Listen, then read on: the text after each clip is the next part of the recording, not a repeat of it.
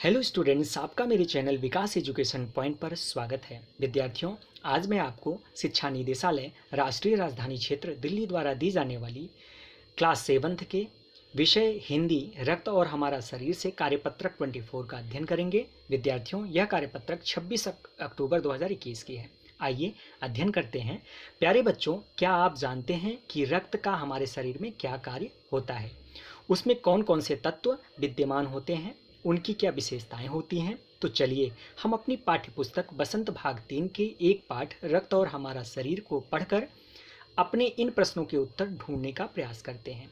इसी क्रम में आज हम पाठ के इस अंश को पढ़कर रक्त और अपने शरीर के बारे में अपनी समझ को बढ़ाते हैं। बच्चों, अनिल के मन में जिज्ञासा हुई। वह बोला, दीदी एक सवाल पूछूं? हाँ हाँ, क्यों नहीं, डॉक्टर दीदी ने कहा।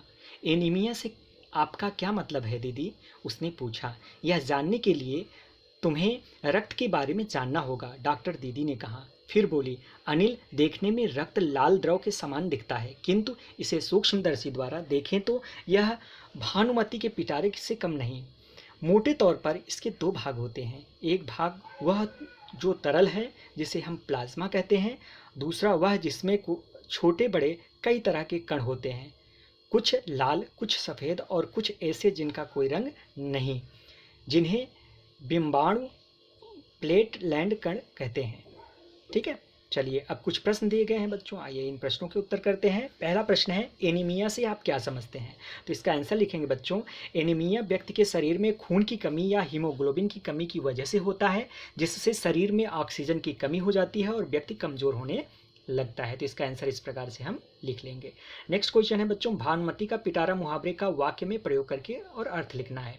तो बच्चों पहले इसका अर्थ लेते हैं। भानुमति का पिटारा मुहावरे का अर्थ है वह पात्र जिसमें हर तरह की चीज़ें मौजूद होती हैं। और इसका वाक्य प्रयोग कैसे करेंगे बच्चों? दादी के पास तो मानो भानुमति का पिटारा है, उनकी दवा पीते ही पप्पू उछलने कूदने लगा। इस प्रकार से आप इसका आंसर लिख लेंगे। नेक्स्ट क्वेश्चन देखते हैं बच्चों, आपके मन में अपने शरीर को लेकर कौन कौन सी जिज्ञासा पैदा होती है? जैसे हमारे नाखून कैसे बढ़ते हैं। तो मेरे मन में अपने शरीर को लेकर जिज्ञासा उत्पन्न होती है कि हमारी लंबाई कैसे बढ़ती है, हम लंबे कैसे होते हैं। ठीक है, इस प्रकार का इसका आंसर हम लिख लेंगे। नेक्स्ट क्वेश्चन है, सूक्ष्मदर्शी का प्रयोग कब कब किया जाता है? तो इसका आंसर लिखेंगे बच्चों। सूक्ष्मदर्शी का प्रयोग छोटी छोटी वस्तुओं या चीज़ों को देखने के लिए किया जाता है। एंड नेक्स्ट क्वेश्चन है क्वेश्चन नंबर 5 और लास्ट क्वेश्चन है बच्चों, प्लाज्मा किसे कहते हैं? तो इसका आंसर होगा बच्चों, रक्त की तरल भाग को प्लाज्मा कहते हैं। यह पूरे शरीर की कोशिकाओं, ऑक्सीजन और पोषक तत्वों को वहन करता है। तो इस प्रकार से इसका आंसर हम कर लेंगे। तो यह था आज का हमारा कार्यपत्रक बच्चों। कोविड-19 जैसे महामारी से सुरक्षित रहने के लिए हमें नियमित रूप से अपने हाथों को साबुन और पानी से धुलना चाहिए। धन्यवाद।